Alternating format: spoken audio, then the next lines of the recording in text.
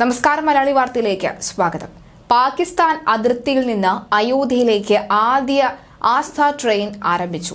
രാജസ്ഥാനിലെ ബാർമറിൽ നിന്ന് 1344 രാമഭക്തരുമായി ആസ്ഥ ട്രെയിൻ പുറപ്പെട്ടത്. സംസ്ഥാന മന്ത്രി കെ വിഷ്ണോയും ചൌഹാർ MLA അതുറാം മേഘ്വാളും ട്രെയിൻ ഫ്ളാഗ് ഓഫ് ചെയ്തു.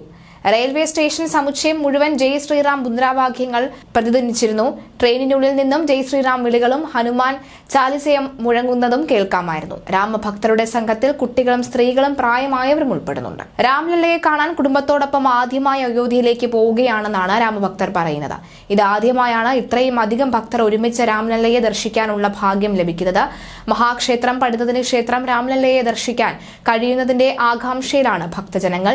നിരവധി ഭക്തജനങ്ങളാണ് ഇപ്പോൾ ഈ വിഗ്രഹത്തെ കാണാനായി, രാംലല്ലയെ കാണാനായി അവിടേക്ക് ഒഴുകിയെത്തുന്നത്. പലയിടങ്ങളിൽ നിന്നുള്ള ഭക്തജനങ്ങൾ ഒഴുകി എത്തുന്നുണ്ട്. എന്തായാലും മറ്റൊരു വാർത്ത അവിടെ അയോധ്യ രാമക്ഷേത്രവുമായി ബന്ധപ്പെട്ട് വരുന്നത്, അയോധ്യ രാമക്ഷേത്രത്തിനുള്ളിൽ എത്തിയ കുരങ്ങന്റെ വീഡിയോ പങ്കുവച്ച് ശ്രീരാമ ജന്മഭൂമി തീർത്ഥ ക്ഷേത്ര ട്രസ്റ്റ്.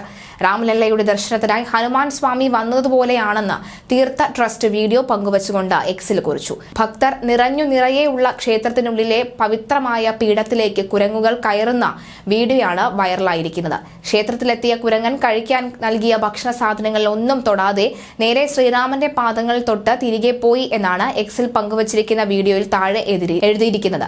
ശ്രീരാമന്റെയും സീതയുടെയും ലക്ഷ്മണന്റെയും വിഗ്രഹങ്ങളുടെ അരികിലേക്ക് കുരങ്ങൻ കയറുമ്പോൾ ഭക്തർ ജയ് ശ്രീറാം, ജയ് ശ്രീ ഹനുമാൻ എന്ന് വിളിക്കുന്നതും ഒക്കെ തന്നെ നമുക്ക് കാണാം ആ വീഡിയോയിൽ. അയോധ്യയിൽ ബാലകരാമന്റെ പ്രതിഷ്ഠാ ചടങ്ങിന് മുൻപും ചടങ്ങിന് കഴിഞ്ഞുള്ള ദിവസങ്ങളിലും കുരങ്ങന്മാർ അയോധ്യയിൽ എത്തിയതിന്റെ നിരവധി വീഡിയോകൾ ആളുകൾ പങ്കുവച്ചിരുന്നു. ഒരു കൊടിയിൽ ശ്രീരാമന്റെ പാദങ്ങൾ തൊടാനായി കുരങ്ങൻ മുളയിൽ കയറുന്നതിന്റെ വീഡിയോ ആണ് ഒരു വ്യക്തി പങ്കുവച്ചിരിക്കുന്നത്. ഹോമകുണ്ടത്തിൽ നമസ്കരിക്കുന്ന ഒരു കുരങ്ങന്റെ വീഡിയോ ആണ് മറ്റൊരു ഭക്തർ പങ്കുവച്ചിട്ടുള്ളത്. എന്തായാലും ഇപ്പോൾ അയോധ്യയും രാമക്ഷേത്രവും ഒക്കെ തന്നെ വലിയൊരു രീതിയിൽ സൈബറിടങ്ങളിലടക്കം വലിയ ചർച്ചാ വിഷയങ്ങളാണ്.